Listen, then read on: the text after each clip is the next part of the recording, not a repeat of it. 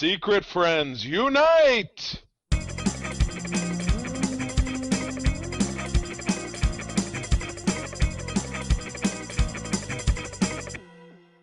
Welcome to the Secret Friends Unite podcast, number 454. This is your guide to the geek side in a palindrome. I'm one of your hosts, Todd Oxtra, joined by Charlie Carden. I am stealing the valor of a fictional character. Send all your hate mail to Todd's address. Here it is. Off to the brig. Off to the brig. No, this is me. And again, I think April turned the heat on, so it's getting warm. It gets really warm down here in my basement studio, so I might be losing this jacket. But this is my homage to General Hawk of the G.I. Joe team, and it had a rip tape that I have that is covered up in black to protect his identity. So we love the troops. The fake ones. Exactly. Thank you for your service, fake G.I. Joe commander. Fake G.I. Joe. And my very cool West Coast Avengers custom tee, which I used to have a custom t-shirt person that we aren't really that close with anymore. So kind of bums me out because when this shirt wears out, nobody gives any love to the West Coast Avengers. Are those little like X Pops? Yep. Those little chibi guys. Yep. Little chibi. There you go. That's the word I was looking for. Yep. So chibi weeby. Yeah. Good stuff. Well, we are here and happy to bring you this wonderful hour of entertainment, or more than an hour of entertainment. But the other great work that we do over at patreon.com/secretfriendsunite would not be possible without some of our top tier Patreons. We love these folks.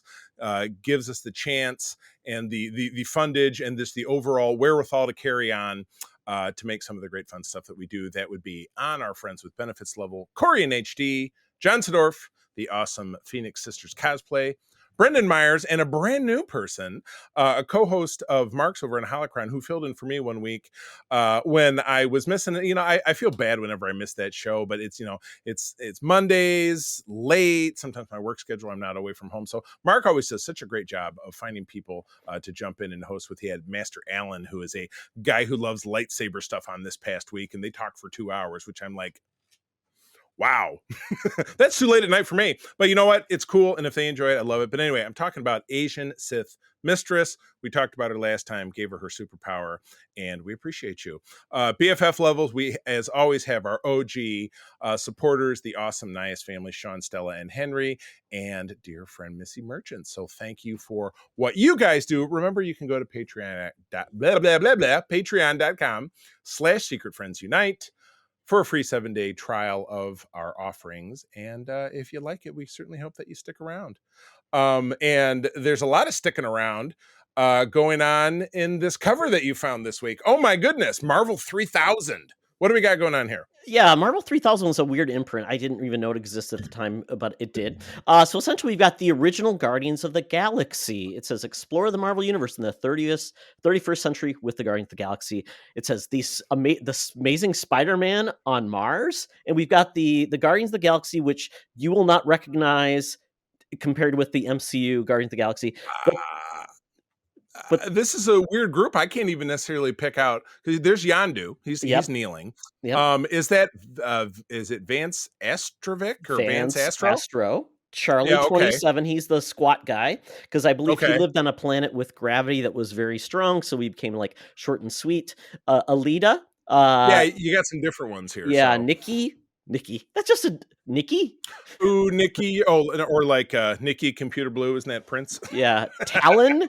And Yellow Jacket, so I'm not exactly sure what Yellow Jacket that would be. And also Starhawk was involved in this as well. Well, there was certainly a Yellow Jacket. That was one of Hank Pym's identities, but then it got handed off to a young female who was villain. But that obviously doesn't apply to this, especially if it's in the 31st century, which of course the Guardians of the Galaxy in the MCU parlance clearly takes place now. So, but yes, they're standing around a very back to tank like tube with a tore up Spider-Man outfit, which the mask is floating somehow, like it's being held in suspended animation. Oh, I get it. Yellow Jacket is not connected, right? So yeah, I didn't see that there was a little person down there.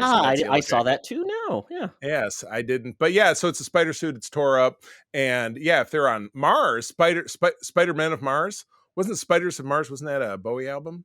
I Is that really David Bowie? it is, yes. Is that where he is now? He is Stardust. immortal soul. Yeah, as Spider-Man. Yeah, this is, and everyone talked about, the Guardians of the Galaxy are a big thing, but as we think about the Guardians of the Galaxy, like in things, they are like D tier list. I mean, they're well below Iron Man, and F, people thought it was a big Q deal that tier, Iron Man got right? the movie. The fact that Right. these guys, it wasn't even these guys. It was like the version from like 2008. The aughts, yeah, Yeah. exactly.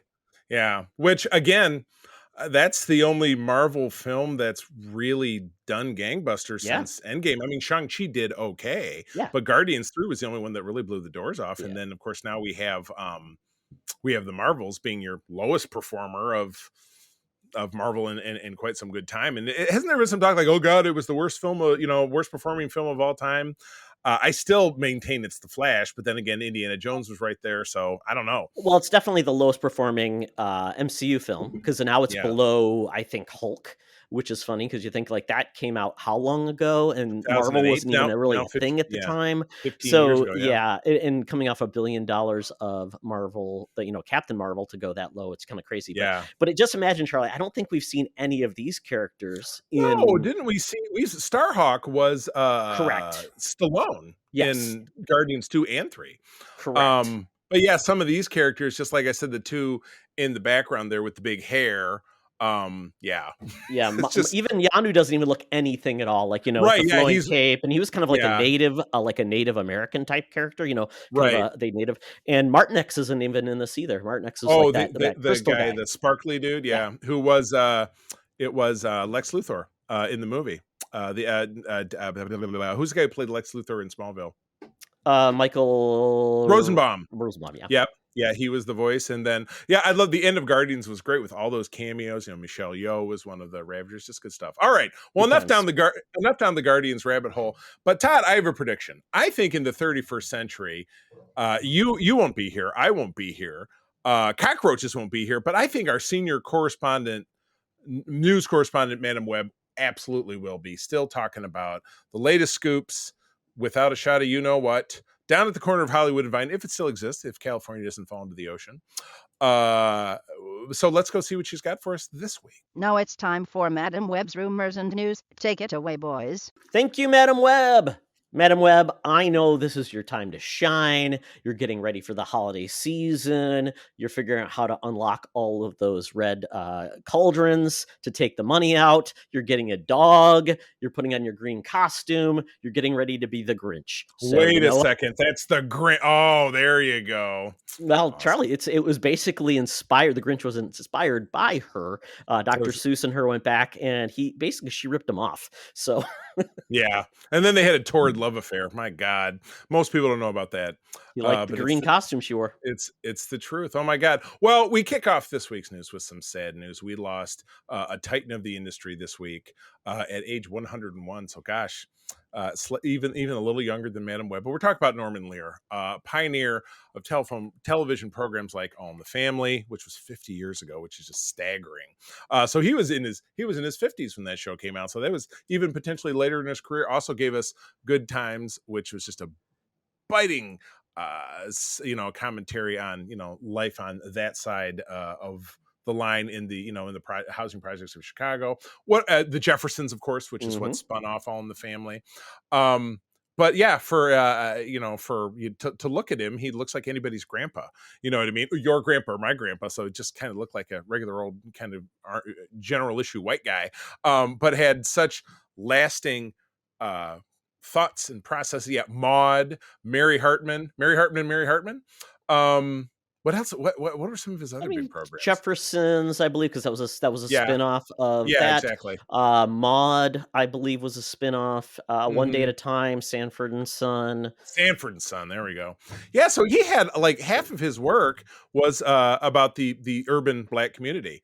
In the 1970s, which is just you just wouldn't necessarily pin it like that. So, but again, that was all in the 70s. So yeah, as I continue to skim through, lots of work in the 70s. What did he do? What did he do after the 70s? Was he involved in like Facts of Life or any of those type of shows? I don't think so. Did he even get involved with? What was that? Archie Bunker's Place. Remember that horrible spinoff where he ran a bar? Might be. Oh, okay. Look at this. In July 2021, on his 99th birthday, TBS announced it would be developing a reboot of Mary Hartman, Mary Hartman, Oh, wow. an animated version of Good Times, a reboot. Oh, Who's the Boss? Okay, there we go. There's something. You did Who's the Boss? Oh, I wow. had Okay. I had no idea. Yeah, I'm skimming through this. Okay, I But got. again, Yeah, oh, Looper you got has some a good stuff. link. Yeah. He did a show called Okay. The Dumplings in 1976 with with James Coco. The Apple Dumpling Gang. Sunday Dinner in 1991 with Robert Loggia. Robert Loggia. The Baxters in 79. The Nancy Walker Show in 76. Trying to think. The 704 Hauser in 1994 with James from Good Times was in it. Oh, Amos, John Amos. John Amos, yeah. Yeah, we just watched Die Hard. Die Hard 2 as one of our God. Christmas movies, and he was a villain in that. Yeah. Facts of Life in Different Strokes. He was involved in those as well.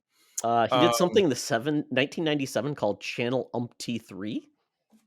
Yeah, I get the feeling that Powers That Be in 1992 with David Crane, Marta Kaufman about a DC show with Frasier's brother. David Hyde Pierce. Gordon-Levitt as well. Yeah, Interesting. Involved in the seminal This Is Spinal Tap in 1984. Oh, was he? Yeah, so it's just his last show was the remake or the reboot of One Day at a Time on Netflix in 2017. I don't know that I tuned into that. Remember The Fernwood Tonight? He did that too. Right. My goodness. So anyway, and simply put it, 101 years old. That's just a triumph in living. Because I've never known anyone that old. So I think that's still active and involved and creating. John Williams is getting up there because he's still composing and he's in his upper 80s, I believe. Betty White was working right up to the end. She was like a week or two. That's true. She was a week or two from turning 100. She was a rapping grandma. In so much that she had like the cover of People magazine about her 100th birthday. Oh my goodness. So anyway, RIP to a great talent. Great show. This stuff is still watchable. Stuff. Exactly. And you can't say that a lot of that stuff of the 70s that you read those clickbait articles that you're like, 70 worst TV shows of the 70s. And it was all stuff people watched because that's all that there was. So, hey, talk to me about Godzilla. Now we're watching the Monarch Legacy of Monsters. You went to go see the new movie, but we got an article about King Godzilla X Kong, this new trailer. This thing was dynamite. Did we talk about this last week? No, we didn't. So this is one that just dropped after we recorded. There we go. And so it's weird because I think it's called the Monster Universe. I don't know what it's completely called. But it is interesting because we've got so many parts to it now. Because we've got basically it all kicked off in 2014 with that standalone Godzilla movie with Bryan Cranston. We got Kong Skull Island. We got Godzilla King of Monsters. Mm-hmm. Then Godzilla versus Kong, and now the Monarch is where we're at with everything. And then we're getting this movie called Godzilla X Kong. Japan also does its own stuff called the Toho universe, which doesn't connect. So Godzilla X Kong seems, and if you watch this trailer, seems to infer that the X means they team up, but in like in that movie from the early 2000s, was that X versus Sever? Yeah, Sever versus X. Sever versus X. Yeah. So what was the? Yeah. So yeah. Well, that was just, and it was called Going Ballistic, or it was Ballistics. Yeah, it was Antonio Banderas and Lucy Liu. Was that who? Oh my God, this seems like a movie we should cover for a bad movie. But yeah, well, and remember Batman x Superman, not versus, or was it V? Was that Batman V? It was a V. It was a V. Okay, V X. Yeah. So and even in this series, it seemed to imply that because there was an earlier one on this Godzilla v Kong v Godzilla, whatever it is. So X is potentially a multiplier, so that indicates maybe a team up of some kind. Yeah. Yeah, because they're teaming up to take on a super. And I love in this trailer that Godzilla, or that Kong, is either wearing some kind of brace because he broke his arm, or it's a gauntlet, or maybe he has a big fake armor. Maybe he loses his arm and somebody has to hook him up with like a cybernetic giant. I couldn't quite figure it out. But it's only in the clips to the end, because if you look even on the screen cap as you're scrolling down to play the trailer on this link that we have, you see like crystals in the background. It's like, but they look like kryptonite crystals. So it's like, is that, the thing that killed Superman or whatever. But there's also green behind them, and you have Godzilla. Has his spines get pink and shoot out, and then he and Kong are running together, and Kong's got this big. It's yellow. It looks like it could be like Bumblebee's arm or something. Yeah. There's just a hell of a lot going on in this trailer. Yeah, that leaves you with a lot of questions. Not the least of which is why is whose baby is that? Like George Santos. Is that your baby? Not yet. Well, it's funny because there's a world within the world. So that like underground world they found where that's essentially where they have monsters and things of enormous size living within the core of the earth. And I believe Kong went there. We saw that Godzilla's been trapped because essentially they both of them at the end of the last movie teamed up, and Godzilla essentially was the winner. They beat Mechagodzilla, and so at this point we're opening up in the middle of the earth, and we see that there's a new threat, which is another giant Kong that is like reddish, but there's a bunch of them as well, and they find a little baby. And I don't know, Charlie, this may be the thing. I don't know if that little baby grows up fast and becomes that threat, because it's also red. So that could be like someone Kong raised. Well, it could be. Or maybe, yeah, contextually, you don't know how much time has gone by, so maybe it didn't grow. Who knows how fast giant apes grow up? Maybe it's like, they're like, it's like dog years. I don't know. But yeah, we're getting this movie in early April. So this is even before, I know you and John and I were talking about this being like, oh, this is going to be a big part of the summer movie season. It's not, because our summer movie season starts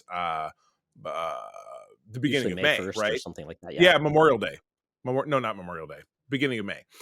So this eclipses that, but April is. I'm not necessarily thinking of any other giant, huge movies that have come out, because you're in that weird spot where you could have a big hit in first quarter. I totally get that. But what happens in April, right? Like, they're not. It's not like a big movie going holiday or whatever. Yeah. No. I was looking at. There was a podcast listening to, and they were talking about like May is kind of crazy because May 24th, which is Memorial Day weekend, there are like 3 huge films. There's like 3 big blockbusters, and then there's Garfield.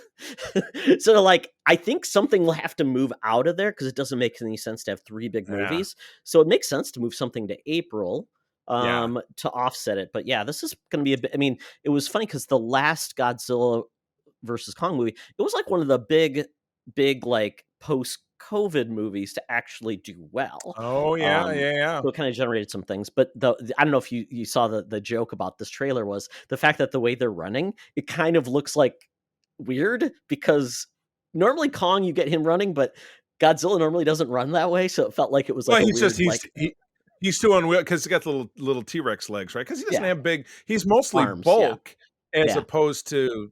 He's got a lot of booty in the back end. He's kind of smaller, like a T-Rex. Got little arms. Yeah. Oh my goodness, that is nuts. So, all right, moving on. We have a show happening on Amazon Prime that is the only Spider-Man that normal people can cosplay, because it is not a skin-tight suit. Todd, I know you're not a cosplayer, but I know there are certain characters you admire. But trust me, there's nothing more humbling and potentially damaging to your self-esteem than putting on a skin-tight anything. So what's nice about Spider-Man Noir is he wears pants, he wears a sweater, he wears a vest, he's got poofy arms on his shirt, and he wears a mask, and he wears a cool hat. It's a great cosplay. Either sweater or sweater vest. Because I've got the outfit. It's in a bit in my garage. Take a look at. Let me see. I'm trying to see if I can. Here, hold on. I'm gonna help you out here. I've played him in the video games. You have to. There we go. Now, this version of the figure that I have did not come with a hat, but a subsequent version has. But here you go. If you look at and a big trench coat. But if you look at this, he and they just built this off the old Nick Fury figure. But big old belt, big old. His pants I thought were a little bit more crisscross. So this is a version. But if you look at his. See, he's wearing a turtleneck sweater. Kind of reminds me of your cap jacket. Remember your cap jacket that has the flap? Yeah, the one I tried The one that I tried to wear last week for about 10 minutes before I'm like, I'm dying. I mean, I already took off the jacket. It's either really cold down here or really hot. There's no medium down here in the studio. But anyway, yes, that's Spider-Man Noir. If you're watching on the video, this is the OG figure. He has weird Spider-Man guns doesn't too. kill. I do. Well, yeah, I was going to say, yeah, he's from guns? he's from the 1930s. He does not have web gun. He does have regular web shooters, but anyway, I always really admired the costume because it's a very normal human being friendly kind of outfit. So anyway, dude named Steve Lightfoot, whose work I'm not familiar with, but it mentions Apple's Shantaram, there you go. And Netflix The Punisher, all right, we know that one, is signed on for co-runner for Amazon's live-action Spider-Man Noir based on the comic. This is very exciting to me. There has never been, unless I'm having a brain fart, a live-action Spider-Man program. But again, yeah, Spider-Man Noir is from the Spider-Verse, actually preceded the Spider-Verse, but it was a Elseworlds-ish kind of tale where you have an Earth that during their 1930s, during their depression, there was a kid named Peter Parker, yada, yada, yada, got bit by a spider thing, and then he became this hard-boiled detective. I'm dancing with the figure right now because I just can't help myself. Became a hard-boiled detective and crime fighter with spider powers, and he fought a version of Norman Osborn, Felicia Hardy, ran a speakeasy called the Black Cat or Pussycat or something like that. I haven't read those stories in years, but it was always of the Spider-Verse characters, he was always one of my favorites. So this is super cool. I love it. So in the animated Ultimate Spider-Man series, he was voiced by Milo Ventimiglia, and then we also saw him obviously in Into the Spider-Verse as well. He was Nick Cage did the voicing there. But this is fun. So I feel like I've heard about this before. This is not like brand new news, but now somebody is actually participating in helping get it made. So it's pretty cool. Yeah, and Sony doesn't have a streaming service, so they can put their stuff anywhere. And I still don't understand the rules of, obviously it's live action is all Sony, but so is the Spider-Verse film, which is animated. So it must be anything in film. But then now this is a TV series. So I'm a little confused because some animated Spider-Man stuff is on Disney as well. So I don't. Yes, I don't the older. understand it. The legacy stuff is certainly. Well, and then we're getting what the show on Disney Plus that's coming out, which is what, freshman year? Oh, freshman year, yeah. So I don't understand it. So Disney Plus just yanked the Spectacular. late 2000 Spectacular. Yeah, that got yanked, and I don't know that I ever ended up watching it. I feel bad. Was that the one that Neil Patrick Harris was Peter Parker? No, that was the MTV series, it was a weird thing. But yeah, I've definitely, that was very like late 90s ish because I remember watching a bit of that. I think I bought you Spectacular the DVDs. Bless you. No, yeah, thank you. No, you bought me. I do have it on digital because you did buy it for me. So it's okay. It's on my Vudu, so you can also go revisit it if you so choose. So this is going to be written and executive produced by Oren Uziel, who did The Lost City, which was that movie with was it Sandy Bullock?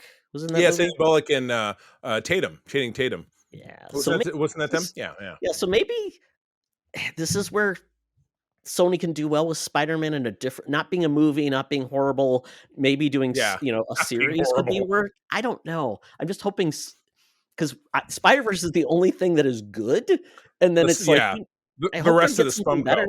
Yeah, I hope we get something good. Yeah, I agree, because the only live action enduring success that Spider-Man has been under the yoke of Disney, obviously with the partnership, but it's been part of the MCU. It's been the Tom Holland film. So yeah, there's always a hope. Now we didn't that's the breadth of the news we have. We don't have anything about casting. We don't have anything about production. So based on that, you can expect to see it in 3 to 5 years, maybe 2 to 3 years. So, but yeah, I think that's pretty exciting. Okay. You'll appreciate this because you're a Wolverine guy, you're an X-Men guy. So Ryan Reynolds is leaning really hard into screwing with people on social media with the fake spoilers for Deadpool 3. So why don't you take this one? This is your wheelhouse. Yeah, Ryan Reynolds has been trying to get people to avoid putting spoilers up for Deadpool 3 because they're doing a lot of physical shoots. When you do that, you have less privacy versus doing it like in a closed studio with green screens. Right. So because he's so mad about, he's trying to put a spin on the fakes and everything by posting his own fakes, which I like because some of the fakes he's put out there are hilarious. Like there's one where it's the Predator just hanging out. I believe there was one. It was Urkel in the background. They could do it because so... he's Disney. Yeah. Oh, that's right. That's right. TGIF is all Yeah. Disney. Yeah. Yeah. Yeah. So well, it's and really, the Predator as well. Yeah. Yeah. So they're talking about, it looks like we could be seeing the return of X-23, so that's Daphne Keene from Logan. But then they're also talking about Logan's actual son, which was, is it Dakin or Dakin? I remember reading something about that. Rocking with Dakin. Yeah. Horrible character. Rocking with that, man. I use that. Yeah, I use that expression all the time. But yeah, the most important thing about Deadpool 3 is for fans of the MCU. That's all we got in 2024. They right.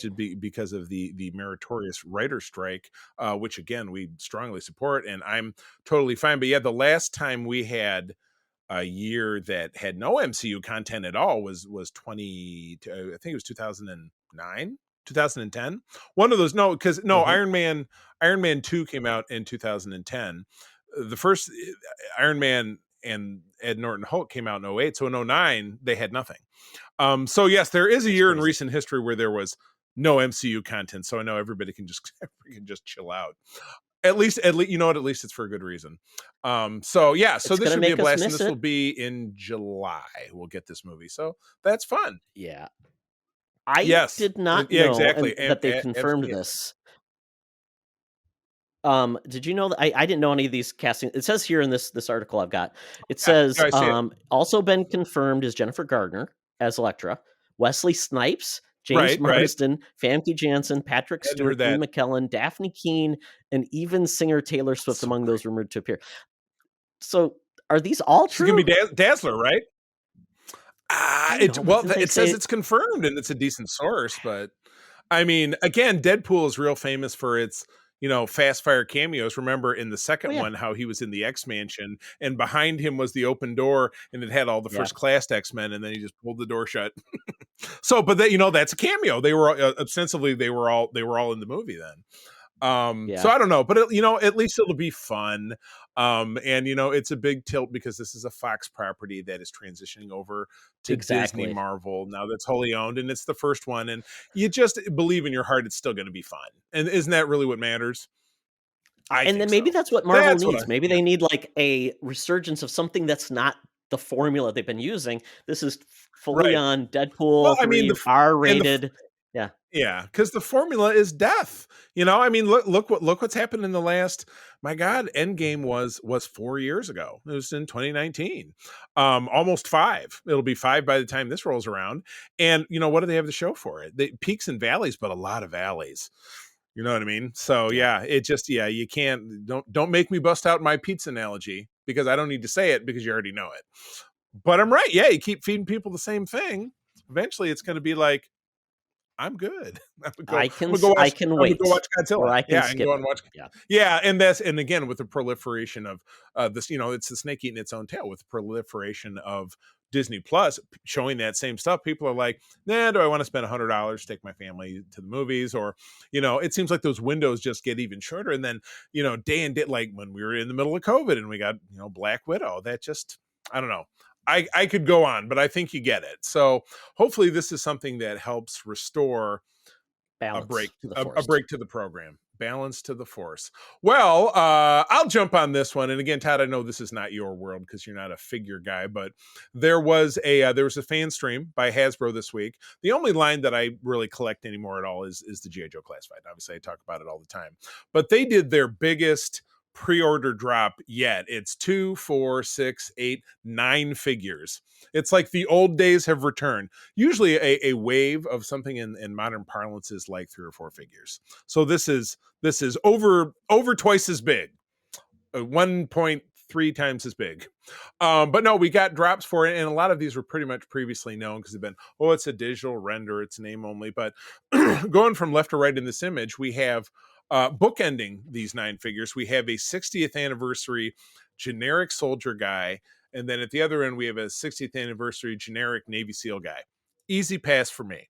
But Todd, you'll appreciate this because you like the weird ones. You have Big Boa going far left. He's the Yep. Cobra physical and I would say phys education. He's the phys education teacher of He's the Cobra. gym teacher of Cobra. He's the teacher of Cobra. You have Airborne, who's from the class of 83, classic character. You have a redeco of Rakondo, who is from the class of 84. Great I have mustache. I have the Tiger Force version, so I'm not going to bother to replace with this. But you have two brand new sculpts of Duke and Scarlet in the retro line. And the retro line cracks me up because it's the latest example, and Tidy, you can appreciate this working in a world where you deal with a lot of retail environments.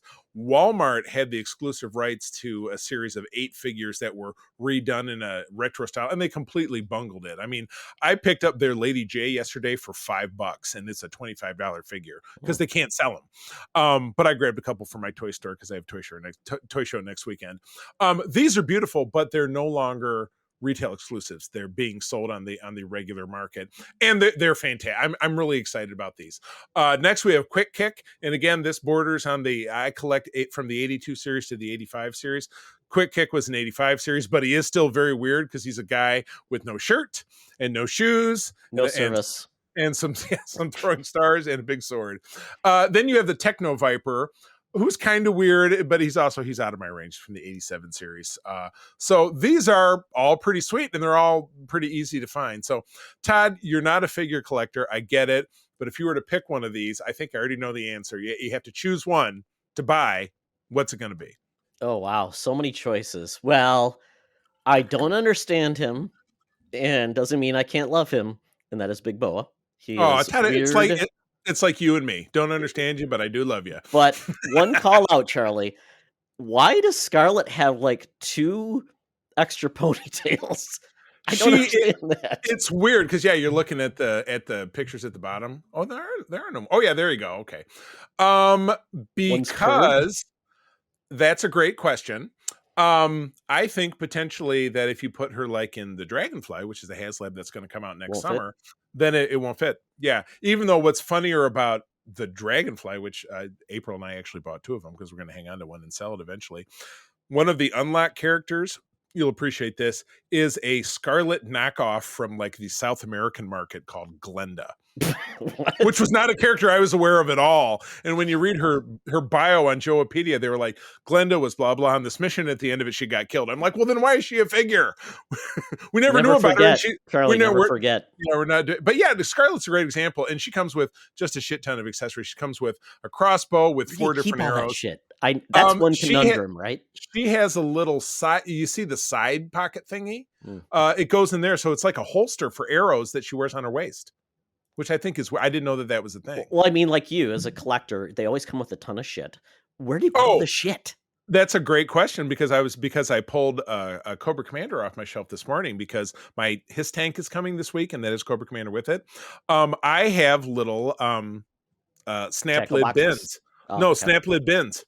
And I have like 5 or 6 of them, and one is heads, one is hands, one is weapon, maybe Star Trek weapons, one is maybe guns, one is like weird blast effects. And so when I go to like if I'm replacing the figure and I'm going to sell it, then April and I will sit and we'll dump it out on a tray and we'll try to find little accessories so that we sell it complete. Do you like label them on over top of it to make sure you remember who's whose? No, I showed you that website yesterday, the Frank Perkins, the Action Figure 411. It's all there. He's got pictures like these. So if I was to sell the Scarlet one day, boom, I pull up this picture. I know all the accessories she's got. Frank's Nursery and Crafts. Frank's Nursery and Crafts. So anyway, Big Boa is for you. Maybe I'll get you one for Christmas. We'll see what happens if you're a good boy. Was he like Fridge Perry's like nemesis? He was such a minor character, and he came out in that 1987 series where things were just getting like. Oh no, he was the Rocky. He was probably. He was, and it was Rocky. They were actually talking to Stallone about doing a figure, and the deal fell through. So I think they might have taken whatever mold is and turned into this dude punching. And he does. If you look at the figure, he comes with an alternate head where he's beat up, looks a little bit like Stallone. But yeah, he was from that 87 series where they also had a dude named Crystal Ball who was inspired by Stephen King. They had a guy named Raptor who was a Falcon trainer who had wings and that's when things were that's why I don't collect beyond What like about the 85, 86 Crockmaster? years. What's he up to? Same year, 1987. And Crockmaster, they had already had to figure him. So yeah, I don't do the real weird ones because you just kind of need to draw a line somewhere. I like the stuff you saw in the cartoons. That's kind of my Oh, the they weren't in comic. the cartoon? No, none Oh, of those were. okay. Yeah, because it was the cartoon ended in 86 and then they brought it back Too soon. in like 1990, and then they had different characters, so they just got forgotten. Too soon. Tisk. Well, anyway, it's not too soon to wrap this up because the news is over. Time to get out that Fuber app, that feeble Uber app. The Geek Easy awaits for us to talk about things we're digging on, so let's do it. Talk nerdy to me. Talk nerdy to me. We're sitting the Geek Easy, cover bands playing, drinks are poured, and we are ready to get our nerd on. So this week, I actually went to the theater, and I saw a movie called Godzilla -1. Charlie and I were talking about all the Godzilla stuff happening in the US, but Toho continues to make Godzilla films. So if you think about it, they are the ones that always do the guy in the suit. So Right. Godzilla -1 sounds like a album from One Direction, I got to tell you. it's a little weird, but I understand where they're Yeah. going with it. I Yeah. figured out the title. So this movie is really trying to harken back to the beginning of Godzilla, because the first Godzilla movie came out in like 1954, and Oh it my was really goodness. a serious film talking about the horrors of nuclear war, basically Right. because of nuclear Absolutely. dropping, and it essentially caused turmoil in the environment and created this Right. monster. And Also, and they kind of lean into that on the whole Monarch, the Legacy Monster yeah. show as well. Yeah. And I think Raymond Burr was in that movie, so it was kind of a cool perspective. And this is why it's called Godzilla -1. This movie, because it takes place before that. This takes place in 1945 at Oh, the Todd, end. it's a prequel. I And you allow know, it. I You know. actually allowed it. I'm shocked. Exactly. This is Shocked. 100% Japanese production, a $15 million budget. That's a good thing 15. to Oh. note. This movie takes place, the main character is a kamikaze pilot who essentially, I don't want to give too much away, but it happens in 1945 at the end of the war. And this is essentially the first appearance of Godzilla that we see. And it really deals with the horrors of war, Japan rebuilding, all of the things that were left in rubble, and just this one character basically trying to reestablish his life, also PTSD, all of these things. And it's a really good character piece. There is some Godzilla, but not much. This is really about humans. It's Godzilla implied. Oh, but Todd, that flips the script on the way you felt about the Transformers movies, because you're like, those movies would be better if it wasn't about the people. But this was different, huh? Well, Godzilla is known for his funny quips and all the funny things he does, and his action figures that we can all enjoy. He's getting into crazy situations. Yeah, so I think this is an appropriate approach to a monster movie where it's dealing with the overwhelming destruction that Godzilla does, and the relationships that this main character makes, basically trying to reestablish his life and build a family. It's really well done. I was wow. totally impressed. It's full subtitles, so Yeah. just imagine when you're at the movie theater, make sure you can see them well. And People cool. People are really ranting and raving about this one. They're digging it. So Yeah, any posts I've seen by friends on social media or whatever, they're really enjoying it. So that's awesome. Yeah, and I can't believe, because I wasn't sure about the effects and why they only spent $50 million. It is amazing looking. It is truly, there's no guy in a suit in this, but it looks amazing. So I'm thinking, if they can do this level of just real locations, but also with CGI with Godzilla, it's amazing. And I liked some of the ingenuity that people did. Obviously, this is back in the 40s, so it's kind of like, how do you manage a threat like that when you don't have certain things? So I really enjoyed this movie. Right. And I love some of the music, Charlie, too, because it harkens back to the old Godzilla music, which is dun dun dun. They use that. It was really cool. Yeah. Nice. Yeah. That's Love cool. this movie. Thought it was great. Very happy for it. And apparently it's the biggest foreign Japanese foreign film in the United States ever. Oh, wow. So yeah, it's on an audience. Well, we might go take a stab at this one next weekend then, because if everybody's liking it, it's not like how bad could it possibly be? Plus, what do we have? Oh God, Todd, we haven't even made plans to talk about Aquaman yet, which is going to be my favorite bomb of the year right there. Well, you know what? I can't even say that because this was the year that we had the Flash.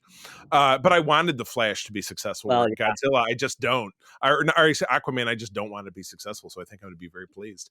Poor Aquaman. What did he do to you? I don't know. It's just I'm just so in a lot of ways. I'm just Since Avatar's not out this year, you need another. I need a yes. I need something to turn my ire onto. Oh my goodness. Yeah, we are going to go see that though, because my wife has already said that we need things to do with in-laws visiting for 10 days. We will definitely be seeing that. Oh my goodness. Maybe multiple times. I hope there's a new cover of a Toto song. Maybe you can save the box office. Oh my goodness. Well, I'll go kind of quickly here because I also saw a movie that is not genre related, but the star of it was an actor I respect very much. That's Paul Giamatti. And it's funny, for an indie film, we had been seeing trailers for this for months. It was like really well promoted. But it is called The Holdovers. It is set in a college prep school in the year 1970 in New England. So somewhere in Massachusetts, I'm guessing, because a portion of the film takes place in Boston. But it has to do with a very smart but withdrawn young man who his mother leaves him at the school over Christmas break because she wants to take a vacation with her new rich husband. So she talks him into staying. And apparently this always happens at this school. So there's a group of 5 kids that are left over. They're holdovers. And the only people there to watch them are the janitor, the nice lady who runs the kitchen, who is actually, and we rewatched Office Christmas Party last night, and she was the security officer. So in a much more satirical role, and that film was from a number of years ago. And then Paul Giamatti, who is a pretty much washed up, basically ancient history teacher who is cantankerous and nobody likes him. And again, I'm not going to spoil a lot of this because I really would recommend that people go out and see it. But it's kind of about this long emotional journey and figuring out why this kid is the way he is. I mean, I already tipped it off that his mom doesn't have him home for Christmas break so she can, run off and have a vacation with her new husband, who's played by Tate Donovan, who just in general often plays characters that you don't like. And he was very unlikable for the short part of this film that he's in. And the mom is played by the same it's actress Gillian Vigman, who plays who voices the cat doctor on Lower Decks, which I know you haven't watched the show, but she's just very rude and always screaming obscenities. Not nice. In this role, but in that. So it's a great film. Again, a little off the beaten path. It's an indie film. Theaters seem to have a decent amount of people in it, so hopefully it's doing okay. Yeah. But whether it is or it isn't, indie films like this, kind of like your Godzilla movie, if they made it for $15 million, almost any amount of money that they make is a success. Absolutely. And I was going to say a fun fact, Charlie. So this is a Miramax film. Right. Disney used to own Miramax. Guess who owns Miramax now? Jeff Bezos. Paramount. So this movie may come to Paramount Plus. Well, then I put it to you that you should check it out. Yeah, I also saw. I was wondering. I'm like, well, yeah, I have seen trailers for this. It looks very cute. Looks very heartwarming. I assume maybe it's not. Yes, there's somebody's killed. Well, or it's something. Nobody. Nobody dies. Nobody there. Okay. There's your spoiler. Nobody dies. Thank you. Yeah, very good. Yeah, no, I highly recommend it. And then a little side bit. Peter Stein, who's one of my cohorts on Code 47, over on our Patreon, the Facts Geek Life, we've been talking about Battlestar Galactica, the Ron Moore version. We're in season 1. We're kind of taking the whole series and breaking it up into chunks and talking about it. But for some reason, I was thinking about how much I enjoyed the finale of that show. And Todd, of course, you've seen the show, but it'll be 15 years next year since that finale was on, 2009. The finale, which was a little micro movie, if you watch it on Peacock, though I owned it, but it's still split up into 3 parts, but it's just one story. Just always kind of, it's, there are people who bitch about the way this series ended. I absolutely loved it. And there's a lot of stuff in there that I got kind of choked up about. It's just extraordinarily emotional, the journeys that you see. And again, it's a show that was on for 4 seasons. There's a lot of depth and complexity to the relationships, obviously, that are resolved within this episode. But there's a lot of stuff I think would be accessible to just the layman who is maybe watching it for the first time. But a lot of the stuff like, between the father and the son and his best friend and the father and his intended, who is dying of cancer, and kind of how that goes. And the entire movie is about a husband and a wife rescuing their child from the evil Cylons, and how everyone falls in behind them. And it's just, man, it's one of those things like Endgame I could watch a million times because I love it so much. So again, it's not particularly new or noteworthy, but yeah, I kind of get really, really choked up. That's over on Peacock. I don't know if it's Peacock Plus, but there has been some, skimming through YouTube, there has been some talk that yet another reboot of Battlestar Galactica is finally starting to move forward with the strikes being over. So fingers crossed. I've always been a huge fan of the franchise. Our mutual friend Brian Cole, huge fan of the franchise. Yeah, great show. And yeah, it's just it was a show that, even though you always have your detractors and, well, why didn't this thing or that thing happen when it concluded? I thought it was. I don't know about you. I thought it was a great ending. Oh, like Lost. I understand why it's controversial, but I thought it ended in a spot that I thought was unique and different, so I appreciated it. And did not see it coming. I thought it was. No. If you haven't seen it, I'm certainly not. Spoilers. Who cares? 15 years. I'm not going to say it, but it was very surprising at the time how they choose to end it. But I really liked it. Absolutely, and that was at a time when you really only got unique science fiction shows on like Sci-Fi. Yeah, who else was doing it at the time? Yeah. Right. Yeah, there was no streaming, so there wasn't any of that stuff going on. So, So anyway, that was my, it was in a hotel room for a couple of nights. I'm like, you know what? For some reason, I'm thinking about this, so I'm just going to watch it. So, good deal. Anyway, all right. Well, that wraps up our time.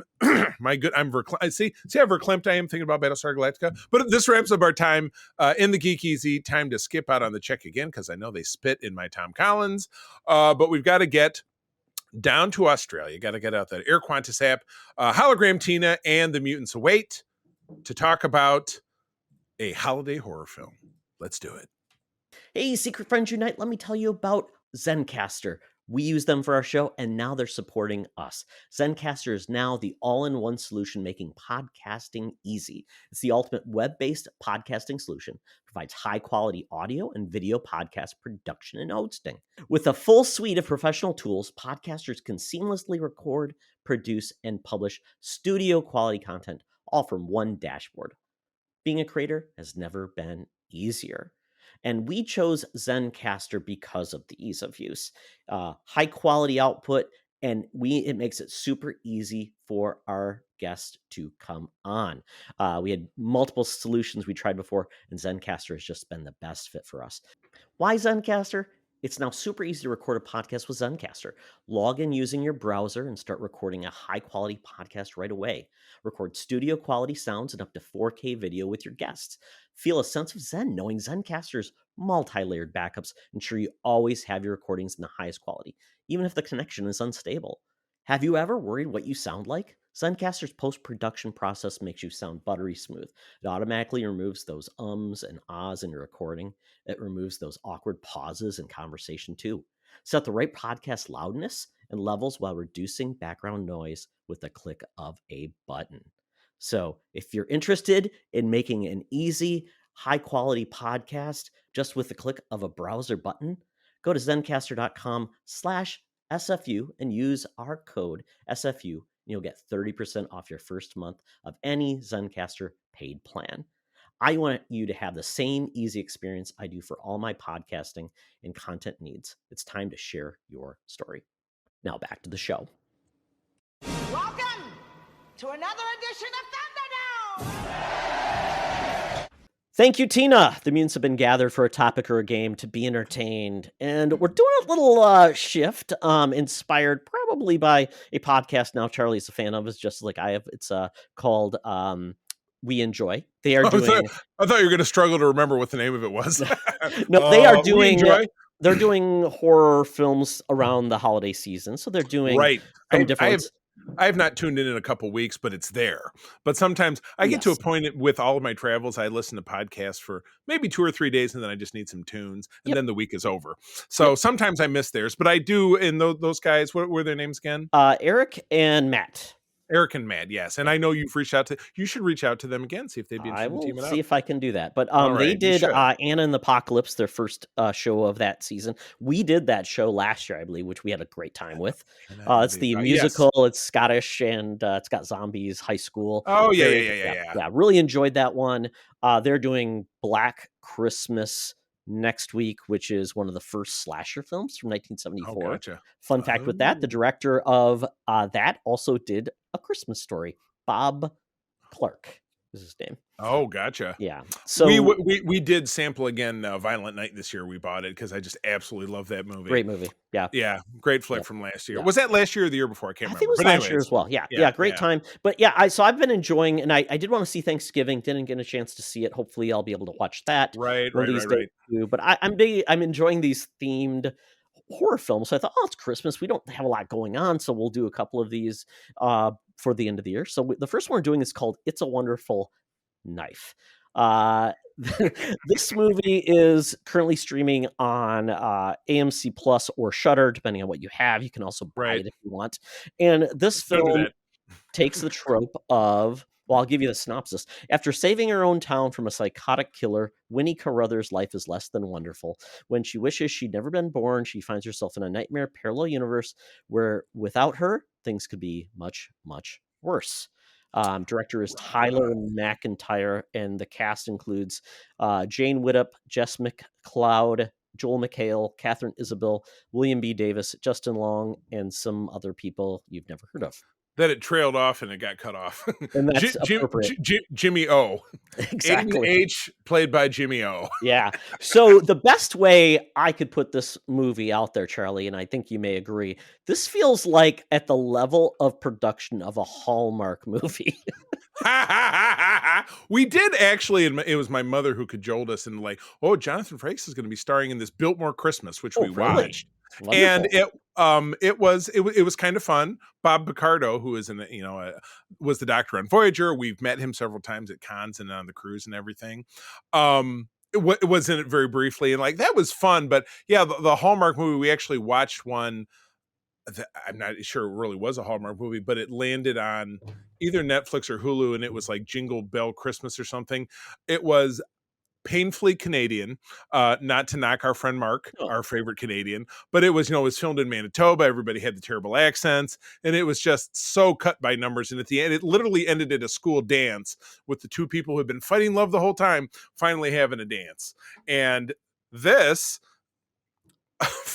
followed a formula of its own kind. Yes, it did. Yeah. So this movie is essentially about a girl who we find out that there is a serial killer. He looks kind of like an angel, I guess. I don't know, white robes, white opaque mask. Kind of looks like Cobra Commander, I guess. Destro, maybe, I don't know. Yeah, Storm Shadow. Yeah, maybe. No details, no features, but a clear mask. Cobra, and there we go. I'm trying to point. There we go. Cobra Commander. Yeah, it's just like it without the hat, but with a there you go. Or a hood. And then he would kill people with candy canes. Is the premise. And at the very beginning, we find out though that people are getting killed by this person, and this is at the very beginning, so not really spoilers, to tell you the truth. You find out though that the person that's doing this is the mayor of the town, and the girl who ends up taking out the murder, our main character Winnie, basically fries him, and because of that, I guess her life goes to hell. Like she loses her best friend, and then her parents all of a sudden start acting weird. Is the best way to put it. All because she stopped a killer from killing more people. And like you said, her best friend got killed. And so it was she should have been a hero, right? She stopped a killing spree. So that right away, that doesn't make any sense. And then they jump a year forward. So now it's the next holiday season. And my life has fallen apart and I didn't go away to school and blah, blah, blah. Yeah. And all this cheating on her. Yeah. So it's like, why is her life bad? Because I'm trying to remember the details. Did she end up killing him in self-defense? It was in self-defense because she's with her friend. Yeah, her friend got murdered. So she kills this guy in self-defense, and the town turns on her. Because the guy who is the mayor, who is also a serial killer, was just misunderstood somehow. I mean, again, the premise of her her life falling apart just doesn't really seem to make any sense. Yeah, and like all of a sudden her family's like, "Oh, get over it." Oh, they buy the brother Right. a truck and they give her a tracksuit, and it just seems so weird. The brother of the mayor, who was a TikTok star or something like that, gets mad Right. and blames her for it. Yeah, it threatens her to say, "I would just kill you if I could." I'm like, It was a weird tone shift, and I'm like, "Okay, this is very odd." So then, Charlie, we get to the whole thing with like Jimmy Stewart saying, everything "I will be wish I so was much never better. born." Yeah, right. Exactly. And it's the power of Aurora Borealis. Like we know, with that famous Simpsons skit, Aurora Borealis. I'd say, didn't they? Yeah, exactly. So so she ends up in this weird parallel world where the mayor dude is still around, but because she was never born, her parents are her parents in some like weird open marriage, and her aunt's this like drunk, and Well, the her mom's a drunk now, the and moms are yeah, the aunt is the one she's able to convince of what's going on, but the mom is a drunk and sleeping with the dudes dad's in front of the dad. absent. Yeah, Yeah, he's around, but he's just, he's probably drinking himself into a stupor. And her best friend, or the person who was her best friend, who obviously doesn't know her now, is, teetering on the brink of, wanting to kill herself. And it's just, it's definitely, it's the worst timeline, like old Community sketch. yeah. Well, But the yeah, one it was very weird because now the town is like in shambles. Everybody's a drug addict. There are now been like 25 deaths by this killer because she never stopped the killer. so it's like Hill Valley in Back to the Future 2, Yes. when Biff stole the almanac, and then everything is the darkest timeline. Marty's mom got pimped out. Yeah, the clock tower is like the Trump Hotel. Yes. And yeah, exactly. Yeah. Marty's mom got pimped Well, out. and then they had the one girl. So the one girl, who they called her weirdo. So a social outcast. Nobody Very liked nice. her. But when I looked at her, I'm like, why is she weird? She's nice.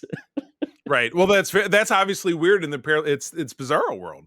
Up is down, good is bad, bad bye.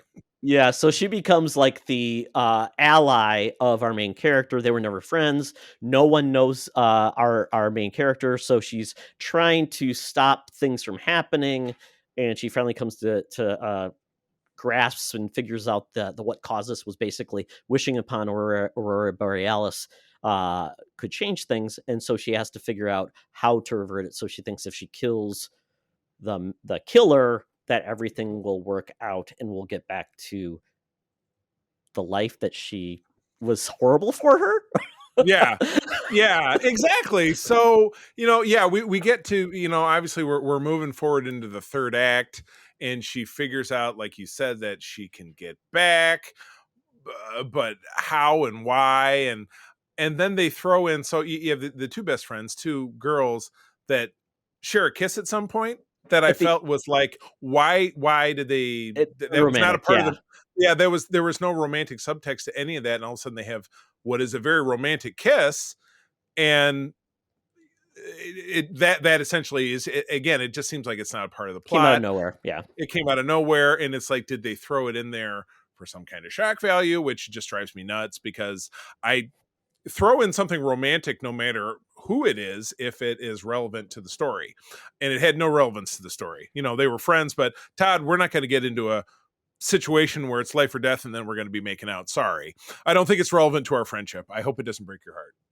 Charlie, that's okay. That's okay. I can we have college, our college memories.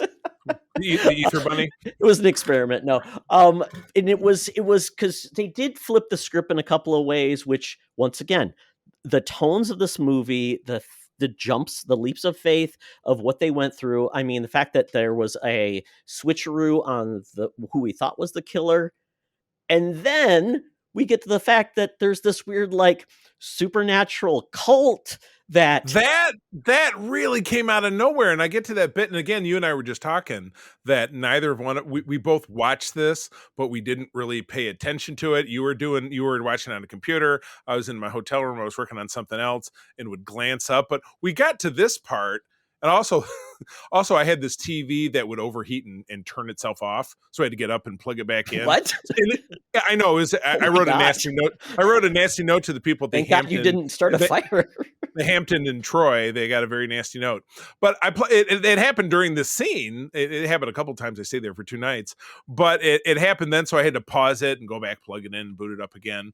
And so I got back to the scene, and it just makes no sense. And maybe I missed something that was a component of the movie before we got there. So it just absolutely like, and now Justin Long, who is the mayor, is just holding summary executions in front of a clearing crowd. So it was very MAGA, to be perfectly honest with you. And they had like eyes were changing color.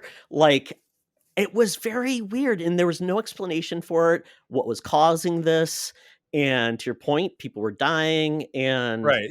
He killed like the sheriff guy who was like, well, I heard that you were going to leave the sheriff's department to go do something else, so you have to die. And he stabs him in the neck or something. He's like, what, why, what?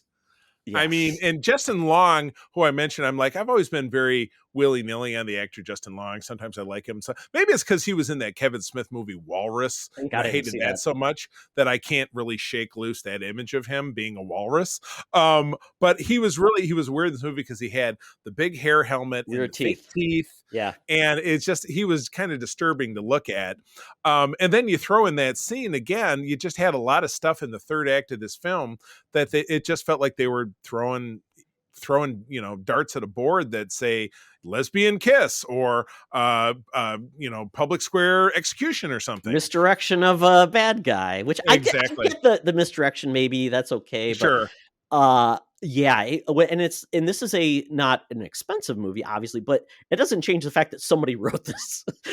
Right. Budget wasn't limited on number of keystrokes he could put in his computer. I was going to say it's kind of a George Lucas situation where he wasn't writing by committee, didn't have a writer's room, didn't have anybody, editing for him. So yeah, I just, and again, we touched upon some other horror Christmas movies that we've enjoyed, like Violent Night, which came out last year. We absolutely adored it. And that was really, it was an engaging story. Yeah. It did employ a lot of violence. But at the end, there were a lot of really great things that you got to like about several of the characters, and the little mini arcs and things that you didn't expect, things that made you laugh, things that made you grimace, where this was just, there was nothing engaging about this. It was just kind of gross and all over the place. Yeah. And the funny part was, like, if you think of like Back to the Future, you change the events of the past to impact the future. In this case, it was going forward, so it wasn't impacting anything. So when we finally do get back,